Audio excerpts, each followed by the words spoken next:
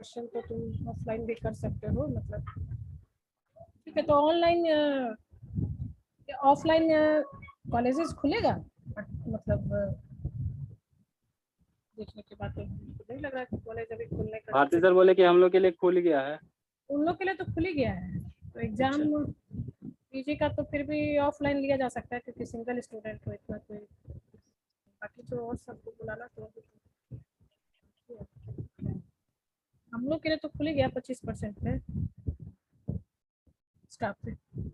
तो चलो, आज है तुम्हारा टॉपिक है production of alcoholic beverages from starch. ठीक है, स्टार्च से क्या क्या अल्कोहलिक बेवरेजेस बनता है इंडस्ट्रियल लेवल पे, इसी को पढ़ना है। अच्छा, ये तुमको क्लियरली नजर आता है या नहीं? यस मैम, दिख जाता है। जैसे दिखता है ना।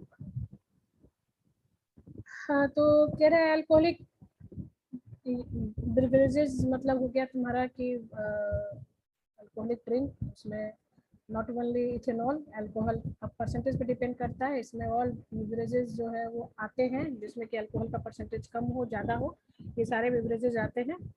सो a type of alcohol produce by fermentation of grain, जो भी ग्रेन तुम्हारा स्टार्च ग्रेन रहे चाहे जो भी ग्रेन रहे, उसमें फर्मेंटेशन प्रोसेस ही होता है। या तो हम लोग अदर सोर्सेस भी यूज करते हैं, फ्रूट्स भी यूज करते हैं, प्योर शुगर भी यूज करते हैं।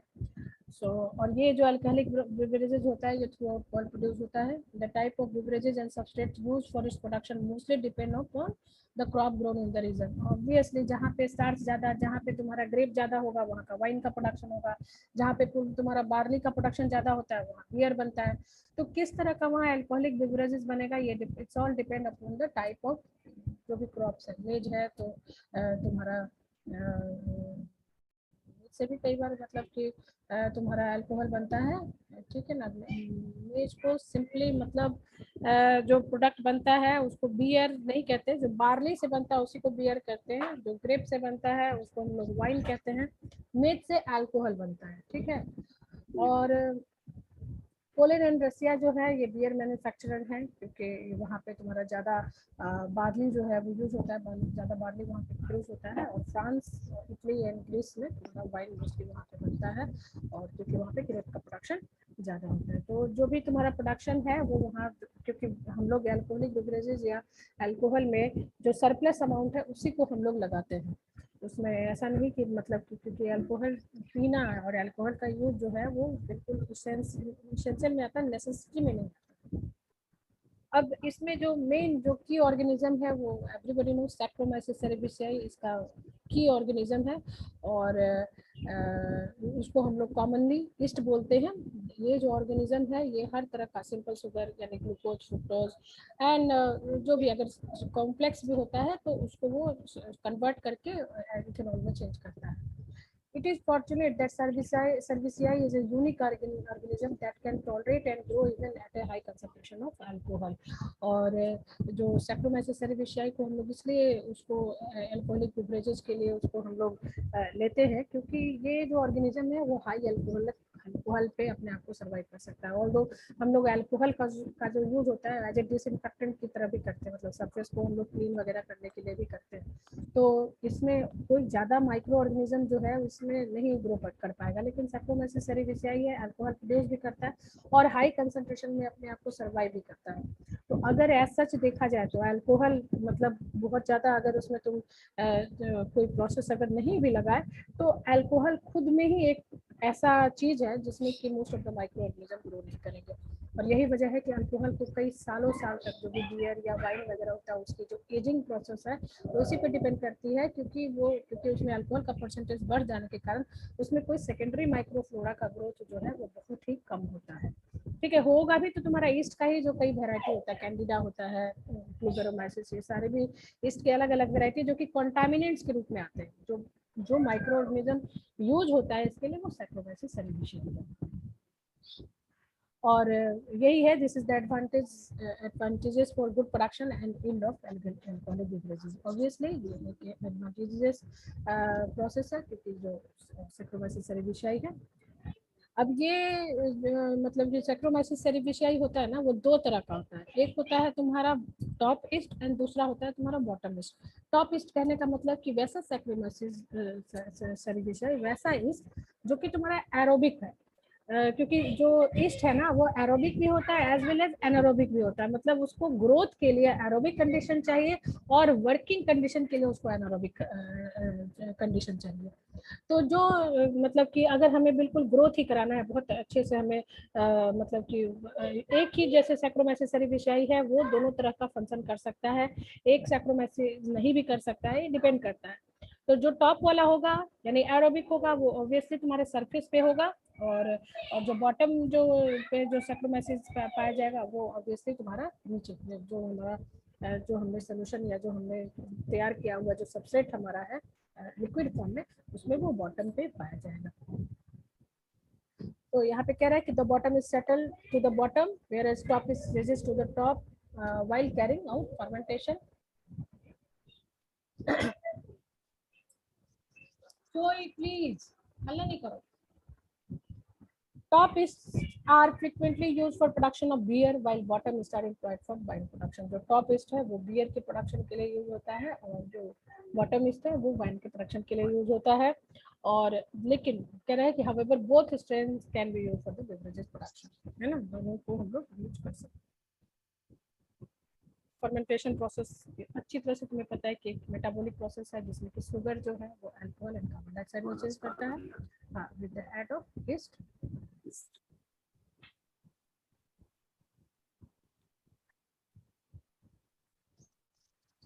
अब ये देखो, ये जैसे मैंने तुम्हें बताया कि बेवरेजेस जो होते हैं वो नॉन अल्कोहलिक भी होंगे और अल्कोहलिक भी होते हैं। तो जो नॉन अल्कोहलिक है वो तुम्हारा कार्बोनेटेड, जो हम लोग मतलब सोडा वगैरह पीते हैं, कोको कोला या जो टॉनिक वाटर वगैरह पीते हैं, ये सारे जो होते हैं कार्बोनेटेड होते हैं और ये नॉन अल्कोहलिक होते हैं। जो नॉन कार्बोनेटेड होते हैं वो फ्रूट जूसेस हैं, फ्रूट ड्रिंक्स हैं, फ्रूट नेक्टर्स हैं, कॉफी टी वगैरह, ये सारे जो होते हैं वो नॉन कार्बोनेटेड में आते हैं।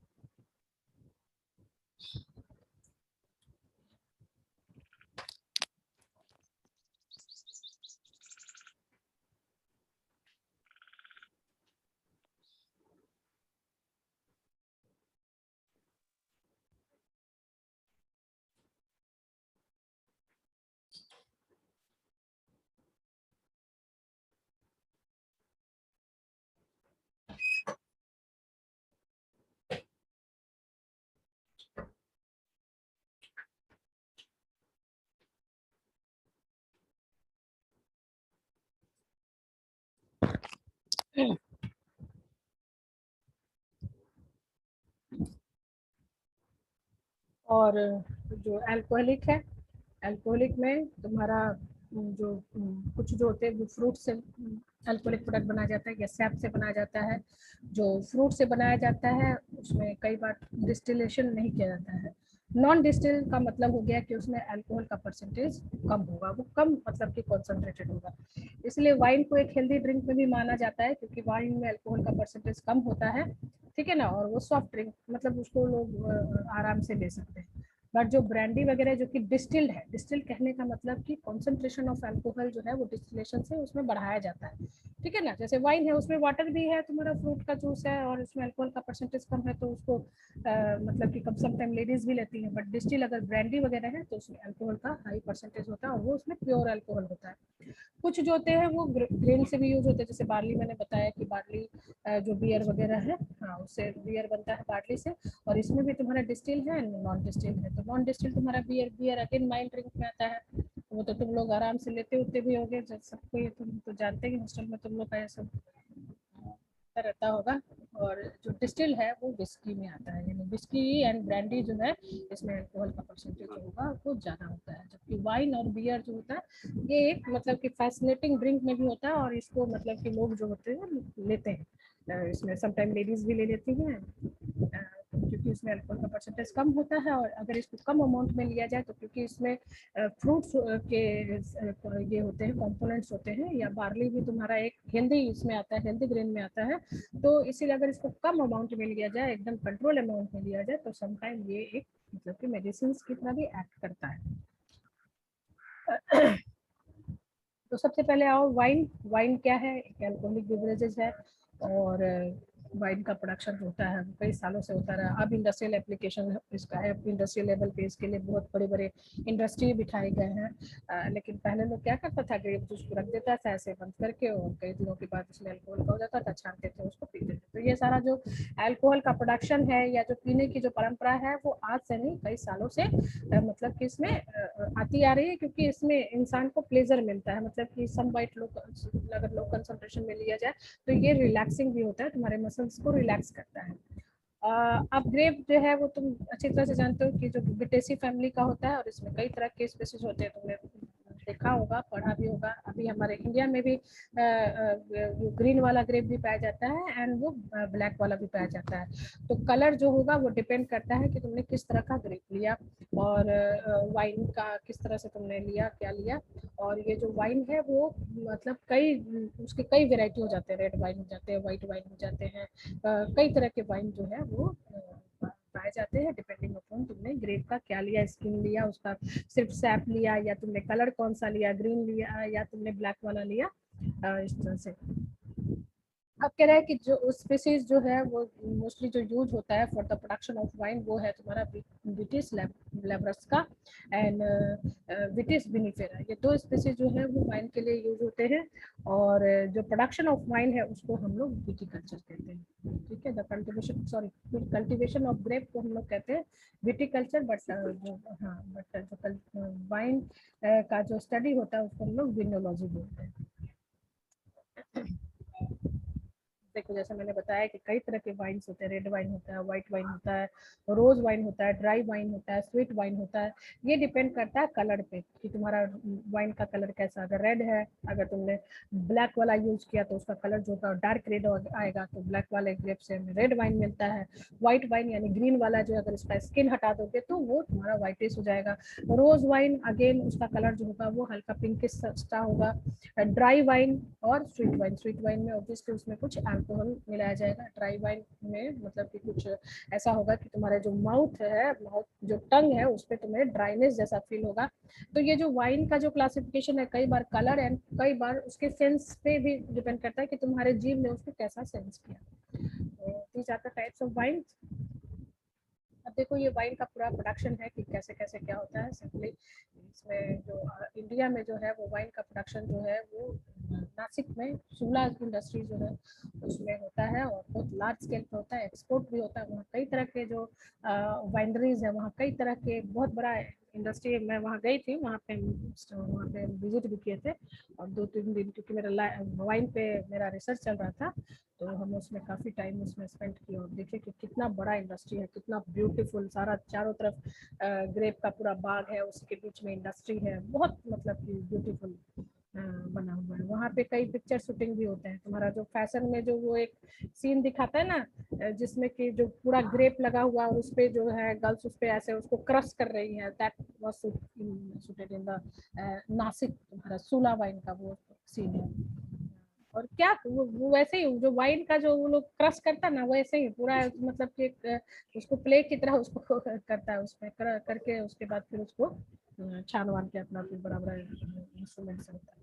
तो क्या हो गया, ग्रेप को हार्वेस्ट करना होता है, फिर उसको एक्सट्रैक्ट करना होता है। मतलब ग्रेप को हार्वेस्ट करने के बाद भाई उसमें जो खरपतवार सब ये सब है उसको अलग भी करना पड़ता है, जो कि एक मशीन के थ्रू होता है। यहाँ पे ऐसे तुम करके सारा जो होगा वो उसका खरपतवार अलग करके इसका जूस जो होगा निकाल देगा। फिर बड़ा बड़ा फर्मेंटर होता है वहाँ पे, इतने बड़े बड़े वहाँ पे ना फर्मेंटर लगे रहते हैं। एक रूम में जाओगे ना तो खाली फर्मेंटर ही लगा है, और उस फर्मेंटेशन रूम में जाओगे ना तो टेम्परेचर एकदम तुम्हारा कंट्रोल होगा, मतलब 20 से 25 के बीच, मतलब तुमको हमको हल्का ठंडा ठंडा फील होगा। और फिर क्या कहता है, जब पूरा फर्मेंटेशन हो जाता है तो इसको क्या कहता है, प्रेस किया जाता है। फर्मेंटेशन के बाद इसको तुम्हारा प्रेस करके ये तुम्हारा फिल्टर किया जाता है ना, ये तुम्हारा फिल्ट्रेशन है। फिर बड़े बड़े बैरल, लकड़ी के जो बैरल होते हैं ना, बड़ा बड़ा ऐसा लकड़ी का बैरल होता है, लकड़ी का एक समझ लो कि एक ना क्या बोले ड्रम जैसा चीज होता है बैरल, और बहुत बड़ा बड़ा बैरल जो होता है उसको एजिंग करने के लिए, मतलब कई अंडरग्राउंड एकदम एक के ऊपर एक के ऊपर एक, जब तुम सूला वाइन ऐसे डालना नेट पे तुमको सारा कुछ वहाँ का फोटो दिख जाएगा। और उसको कई साल तक एजिंग किया जाता है। बोला जाता है कि वाइन को जितना एज किया जाता है ना उसका टेस्ट जो है वो उतना निखरता है। तो ये और सब अलग अलग रूम होता है। तुम्हारा जूस एक्सट्रैक्शन का अलग रूम होता है, फर्मेंटर का अलग रूम होता है, जहाँ पे प्रेस किया जाता है प्रेशर का अलग रूम होता है, फिल्ट्रेशन का अलग रूम होता है, एजिंग एंड बॉटलिंग, सारी यूनिट जो है ये सारा जो इंडस्ट्री है ये सारे अलग अलग यूनिट्स के बने हुए होते हैं। और फिर एक उनका सेंसरी लैब होता है, एक छोटा सा उनका रेस्टोरेंट होता है, बड़ा ब्यूटीफुल रेस्टोरेंट होता है, और जिसमें कि मतलब चेयर वगैरह लगे रहते हैं, उसमें बाहरी आदमी भी आते हैं और फिर तुम्हारे सेलिब्रिटीज वगैरह भी आते हैं। वहाँ पे उनको वहीं का बना बनाया ग्रेप जो वाइन है वहाँ पे उनको टेस्ट कराया जाता है, फील कराया जाता है।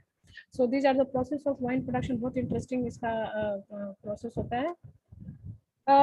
अब क्या क्या इसको है, इसको मतलब स्टेप वाइज बताया हुआ है कि सबसे पहले तो तुम हार्वेस्टिंग करोगे, फिर उसकी क्रशिंग करोगे, प्रेसिंग करोगे, फर्मेंटेशन करोगे, फिर हाँ क्लैरिफिकेशन करोगे, एजिंग एंड फाइनली उसकी बोटलिंग करोगे। हो सकता है तुम्हारा वाइन पे लंबा क्वेश्चन आ जाए कि भाई एक अल्कोहलिक बेवरेजेस का पूरा फुल प्रोडक्शन लिखो।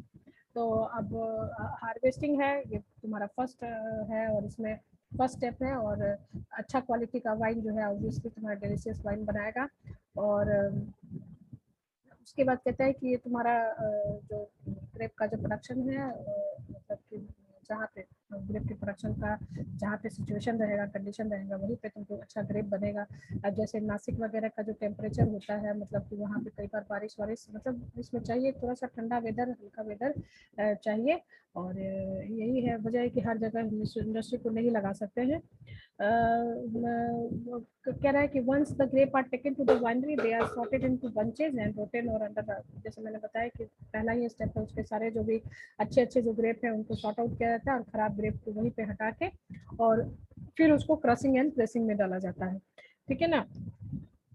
और यहाँ पे कह रहा है कि wine making will quickly crush and press the grape in order, मतलब ठीक है यहाँ पे स्किन सेपरेशन वगैरह का होता है। और लेकिन जो रेड वाइन है उसमें मतलब कि जैसे बताया कि white wine and red wine, तो व्हाइट वाइन में क्या होता है, तुम्हें स्किन हटा दिया जाता है, उसका जो भी है वो स्किन हटा दिया जाता है। लेकिन रेड वाइन में जो है ना उसका स्किन जो है वो इंटैक्ट रहने दिया जाता है, ताकि वो स्किन जो है वो कुछ कलर भी प्रोवाइड करता है एंड कुछ फ्लेवर भी प्रोवाइड करता है। अब फर्मेंटर हमारे पास होता है। फर्मेंटेशन में हम लोग सल्फर डाइऑक्साइड भी डालते हैं। सल्फर डाइऑक्साइड इसलिए डालते हैं ताकि जो तुम्हारा कॉन्टामिनेंट्स है वो नहीं है, सिर्फ सैक्रोमाइसिस की ग्रोथ को वो प्रमोट करता है। बाकी जो दूसरे भी जो भी सैक्रोमाइसिस दूसरे तरह के जो ईस्ट होते हैं, जैसे कैंडिडा हुए, कैंडिडा अल्बिकेंस हुए, या इस तरह के जो ईस्ट होते हैं उनके ग्रोथ को ये रोकता है। कई बैक्टीरियल ग्रोथ को भी ये सल्फर डाइऑक्साइड जो है वो रोकता है। तो इसमें हम लोग जो ग्रेप जूस के लिए जो तुम तैयार करते हो, जो सोल्यूशन तैयार करते हो, जिसमें तुम्हारा उसका स्किन भी रहता है, उसका जूस भी रहता है, उसका अगर बीज है तो बीज भी हल्का फुल्का रहता है, तो वैसे पूरे सोल्यूशन को हम लोग बोलते हैं मस्ट, है ना, MUST। और बता दिया सल्फर डाइऑक्साइड जो होता है वो growth of non wine east and contaminating bacteria को करता है एंड अदर माइक्रो ऑर्गेनिज्म को किल करता है, एंड ये एक प्रिजर्वेटिव की तरह भी एक्ट करता है, because it act like antioxidant and anti microbial properties. और कई बार ये हम लोग बैरल मतलब वही बैरल जिसमें कि तुम ये वाइन को एजिंग करवाते हो, that is known as the barrel, उसको साफ सुथरा करने के लिए क्लीनिंग एजेंट के लिए भी सल्फर डाइऑक्साइड का ही यूज किया जाता है। अब कहता है कि जो इसमें कई बार ऑक्सीजन की जरूरत होती है, तो इनिशियली ऑक्सीजन जो होता है वो उसमें बबल किया जाता है ताकि ईस्ट सेल का ग्रोथ अच्छी तरह से हो, क्योंकि तुम्हें पता होना चाहिए कि जो ईस्ट होता है ना वो फैकल्टेटिव, तुम्हारा फैकल्टेटिव मतलब एनारोब्स है। कहने का मतलब कि वो तुम्हारा बेसिकली एरोब्स होता है, लेकिन अगर उससे तुम कोई एनारोबिक वाले सिचुएशन भी दोगे तो वो सर्वाइव कर जाएगा। तो क्योंकि वो फैकल्टेटिव एनारोब्स है, वो बेसिकली एरोब्स है, तो उसकी ग्रोथ के लिए तुम्हें एरोबिक कंडीशन चाहिए, है ना। तो जब तक तुमने ईस्ट को अच्छे से ग्रो नहीं कराया, एक sufficient number of micro organism नहीं होगा, तब तक तुम्हारा उतना अच्छा नहीं प्रोडक्शन होगा ना। तो शुरू में क्या करा जाता है कि ऑक्सीजन को दिया जाता है एज ए बबल के रूप में, ताकि जो ईस्ट है हमारा अच्छी तरह से फ्लोरिश कर जाए, है ना। उसके बाद ऑक्सीजन सप्लाई बंद कर दिया जाता है, जो फिर उसके बाद जब उसका फुल ग्रोथ हो जाता है तो उस शुगर सब्सट्रेट को जो तुमने उसमें डाला हुआ है, जो शुगर है मेनली जो ग्रेप होता है उसमें फ्रुक्टोज पाया जाता है, उस फ्रुक्टोज को वो एक्ट करके फर्मेंटेशन बनाता है, फर्मेंटेशन करता है एंड इसके फलस्वरूप ग्लूकोज एंड कार्बन डाइऑक्साइड का प्रोडक्शन करता है। और वाइन का प्रोडक्शन जो होता है वो नॉर्मली 2 से 5 डेज लगता है। मतलब 2 से 5 डे कहने का मतलब कि सिर्फ वाइन का प्रोडक्शन, बट एजिंग में कई साल लगते हैं। है ना। अगर तुम चाहो कि तुम्हारे घर में अगर वाइन बनाना चाहो तो तुम घर में भी वाइन बना सकते हो। अगर तुम ग्रेप लाने के बाद, ये तो क्योंकि इंडस्ट्रियल लेवल पे किया जा रहा है और इसमें बहुत तरह के कंट्रोल प्रोसेस होते हैं, लेकिन अगर तुम चाहो कि किसी तरह का उसमें हम कोई ईस्ट नहीं डालें, तुम्हारे पास ईस्ट अवेलेबल नहीं भी है, तो तुम सीधा अगर वाइन को, ग्रेप को लाके उसका फ्रूट निकाल के और तुम ऐसे छोड़ दोगे तो तुम्हारा फर्मेंटेशन प्रोसेस जो होगा, और 4-5 दिन के बाद देखोगे कि पहले 2 से 3 दिन के अंदर तुम देखोगे कि मतलब तुम्हारा फ्रोदीनेस आने लगा, फिर फ्रूट जो होगा वो धीरे धीरे ऊपर चला जाता है, फिर तुम्हारा जो जूस है वो क्लियर होना शुरू हो जाता है, क्योंकि उस टाइम अल्कोहल का प्रोडक्शन होने लगता है। तो ये जो ऑर्गेनिज्म है वो कहाँ से आए? ये ऑर्गेनिज्म जो है वो ग्रेप के सरफेस पे ओरिजिनली पाए जाते हैं, नेचुरली पाए जाते हैं, है ना।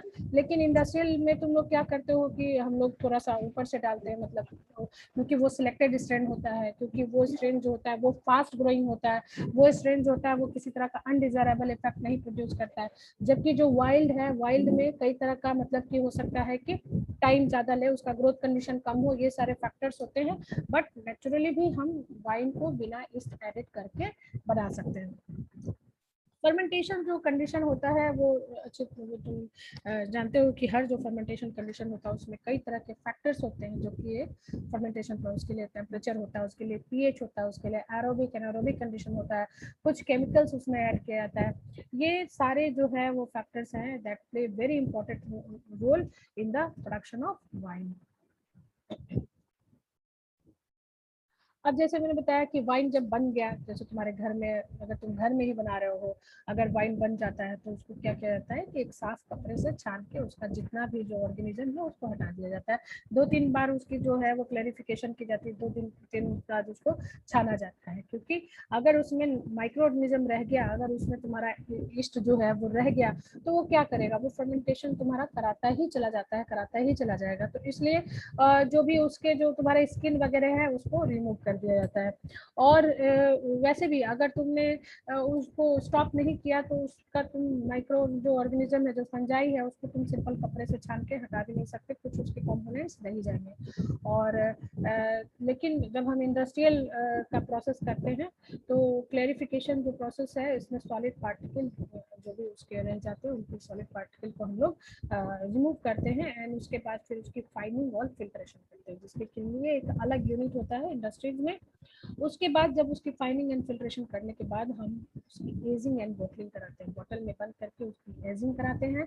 मतलब बड़ा बड़ा लकड़ी का तुम्हारा बैरल होता है, उस बैरल में कई, मतलब एक बैरल में कई बोतल आते हैं, 1 बाय 1 स्टार्ट करके पूरा बैरल जो होता है वो मतलब कि रख दिया जाता है, और कई साल तक, वो 1 साल तक भी रहता है, 2 साल तक भी रहता है। कहा जाता है कि जितना वाइन का एजिंग होता है उसमें उतना ज्यादा अल्कोहल का प्रोडक्शन होता है। So wine are transferred to storage tank and allowed to age, which may take some month or years. Aging of wine is very important for the development of characteristic flavor and aroma. और ये ageing क्यों जरूरी है? Not only alcohol production के लिए, but बल्कि उसके तुम्हारे फ्लेवर एंड उसके एरोमा के लिए भी एजिंग बहुत जरूरी होती है। और जो अल्कोहल का कंटेंट है वो वाइन में 10 से 15% होता है। जितना भी तुमने अल्कोहलिक बिवरेजेस या जो भी बिवरेजेस पढ़ रहे हो उसमें तुम्हें अल्कोहल का परसेंटेज जो है वो पता होना चाहिए, खासकर अल्कोहलिक बिवरेजेस में। नॉन अल्कोहलिक बिवरेजेस में मतलब कि अल्कोहल का होता ही नहीं है तो उसमें नहीं, लेकिन जैसे वाइन में कितना परसेंट होता है, बियर में कितना परसेंट होता है, वाइन से भी कम बियर में अल्कोहल का परसेंटेज होता है, फिर तुम्हारा विस्की में कितना परसेंटेज होता है, ब्रांडी में कितना परसेंटेज होता है, इन सब का अल्कोहल परसेंट तुम्हें जानना चाहिए, हो सकता है एग्जाम में पूछ रहे। अब आ गया बियर, है ना।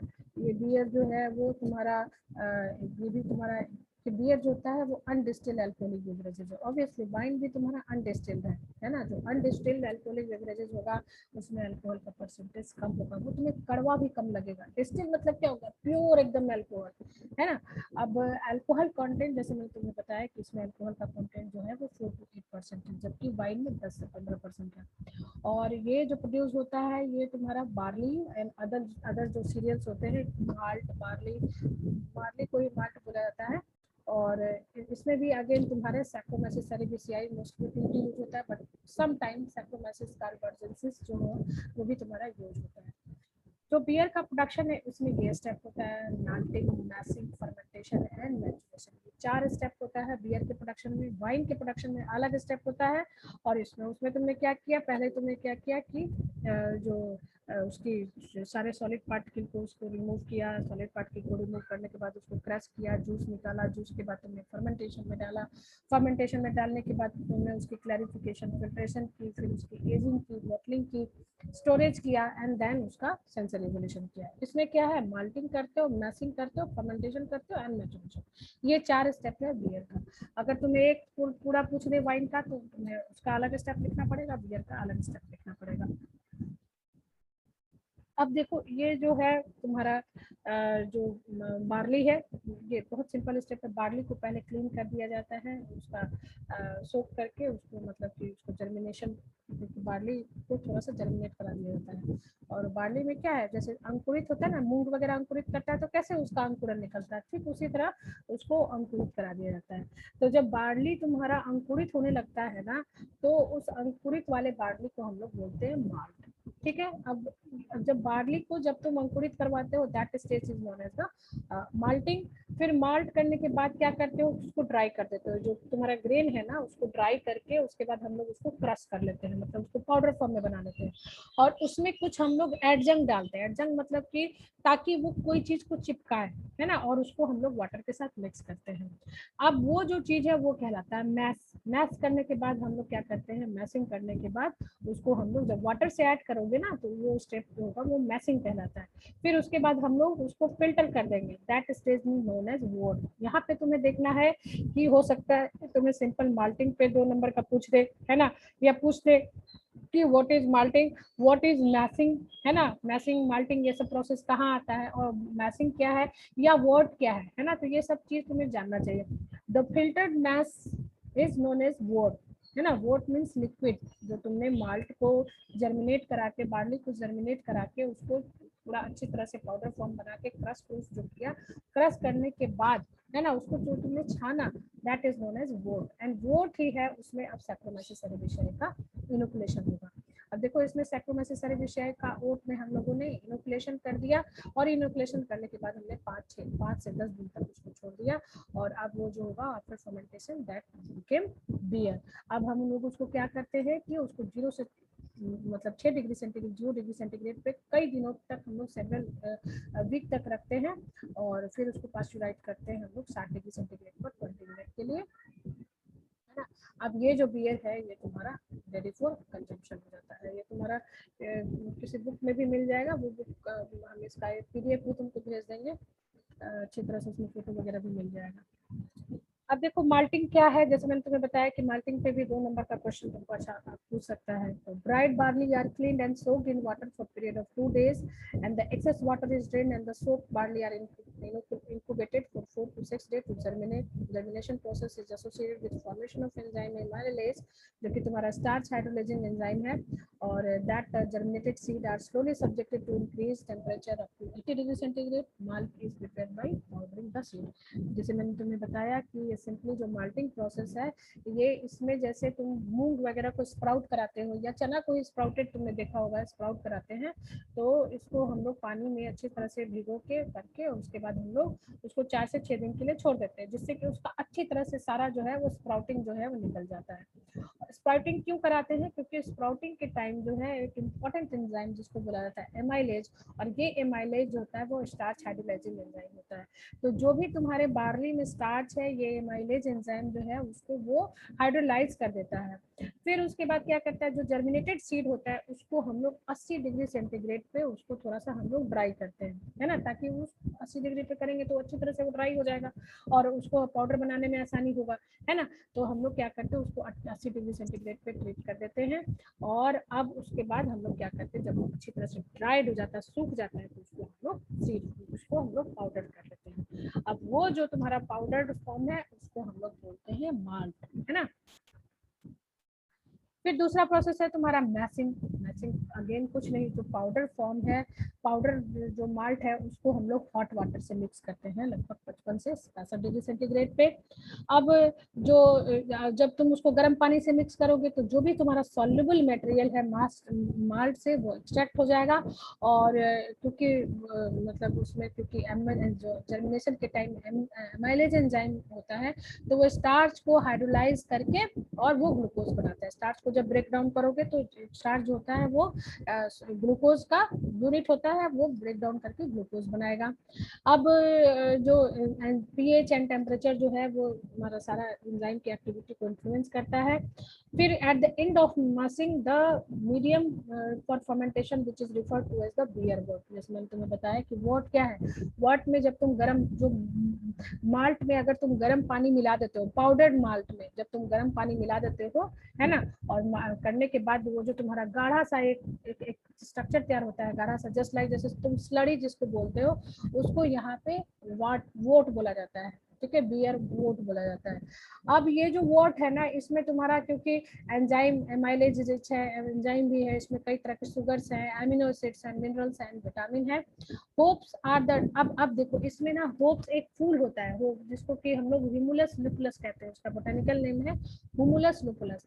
ये जो होप है ना, इस होप का फूल जो है, खासकर इसका जो ड्राइड फ्लावर जो होता है, फ्लावर उसमें फ्लेवर के लिए इसमें हम लोग डालते हैं, इसको हम लोग होप को हम लोग इसमें इस वोट में डालते हैं, और यही होप जो होता है ये characteristic flavour and aroma provide करता है। तो याद रखना ये सारे जो पॉइंट है ना तुम्हारे लिए इंपॉर्टेंट है। किसका फूल मिलाते हैं, तो होप्स का, है ना, और होप्स का बोटेनिकल नेम क्या है, हुमुलस लुपुलस, है ना, ये होप्स है, और इसको हम लोग फ्लेवर के लिए करते हैं। वोट क्या है, तो वोट एक गाढ़ा slurry, it's like a slurry, है ना, containing powdered form of malt, है ना, and water, hot water at the temperature of 55 to 60 degrees centigrade, and that wort is rich in glucose, sugar, amino acids, many minerals and vitamins, है ना।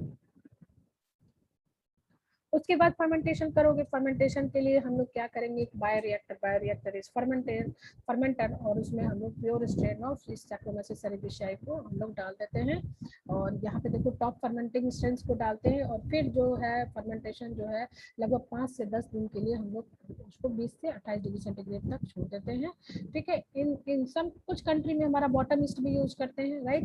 The bottom fermenter east ideal temperature for, अगर bottom fermenter है तो उसमें हम लोग temperature 10 से 15 degree centigrade होते हैं, ठीक है ना, डिपेंड करता है। अगर तुम्हारे पास टॉप फर्मेंटर ईस्ट है तो टॉप फर्मेंटर को हम लोग 20 से 28 डिग्री सेंटीग्रेड रखते हैं, और अगर बॉटम फर्मेंटर ईस्ट है तो उसमें हम लोग 10 से 15 डिग्री सेंटीग्रेड तक उसको रखते हैं। उसके बाद मैचुरेशन मतलब हो गया कि तुम्हारा जो फर्मेंटेशन के बाद हम लोग अगेन वाइन को थोड़ा सा एक सुटेबल टेम्परेचर पे रखेंगे, again it's a like of ageing, जैसे वाइन का हम लोग एजिंग करते हैं, इसी तरह वाइन का मैचुरेशन होता है। याद रखना ageing term is associated with wine only and maturation term is associated with beer only, ठीक है ना।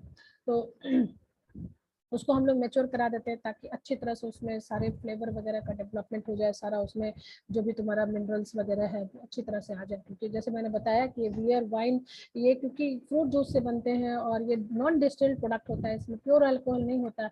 ये भी जो भी तुम अल्कोहलिक चीज़ पीते हो उसमें कुछ मिनरल्स एंड विटामिन भी होते हैं, तो अगर उसको लो अमाउंट में लिया जाए तो दैट इज नॉट हार्मफुल। क्योंकि जो फॉरेन कंट्रीज होते हैं, फॉरेन कंट्रीज में इसको लेना अनिवार्य हो जाता है, इसलिए क्योंकि वहाँ इतना टेम्परेचर, उतना डाउन टेम्परेचर होता है, इतना वहाँ पे सर्दी पड़ती है कि सम टाइम लेना मजबूरी होती है। बट अगर इसको कंट्रोल वे में लिया जाता है तो it's act like a medicine, क्योंकि इसमें कई तरह के जूसेस में कई तरह के minerals and vitamin amino acids पाए जाते हैं।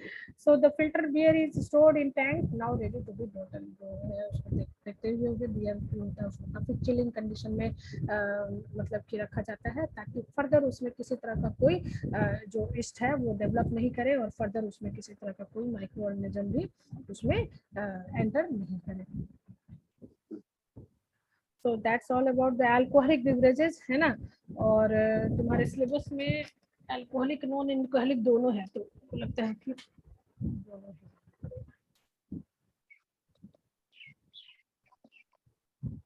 देखो इसमें है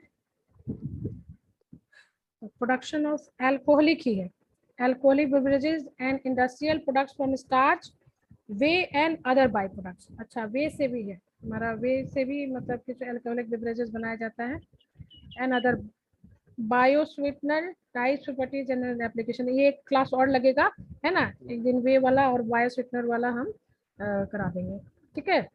सिलेबस तुम्हारा खत्म पे ही हो जाएगा। तो इसका तुमने कल जो मैंने तुम्हें बोला था कि तुम नोट्स में उसको बनाए, तो बनाए कि नहीं बनाए ये बताओ। तुम तो नहीं बनाए होगे, हमको दिखाए भी नहीं तुम। मैम बनाया तो नहीं है, लेकिन अगले क्लास में सोमवार को दिखाते हैं, भेज देंगे। तुम कॉपी पे बना के हमको स्कैन ठीक करके है। भेज देना, ठीक ना उसको। ठीक है और इसी तरह अल्कोहल और इसका भी बना के तुम हमको भेज जी देना। मैम, ठीक है, कर ठीक देंगे है ना। सोमवार को। हाँ, हमको ये करके मेरे पास भी रहेगा, तुम्हारे पास क्वेश्चन मान लीजिए ठीक है। सेट करना पड़ गया या कुछ भी करना पड़ गया तो मेरे पास रहेगा ना क्या क्या पढ़ा है क्या जी नहीं। ठीक है ना, तो ये तुम कर लेना, ये तुम्हारा आगे का टास्क है, राइट। ठीक है, ओके मैम।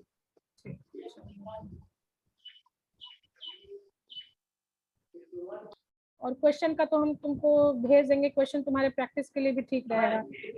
ठीक है। तुम्हारा तैयारी हो जाएगा क्योंकि ऑब्जेक्टिव तो रहेगा, ऑब्जेक्टिव तो छूटे नहीं। ठीक है।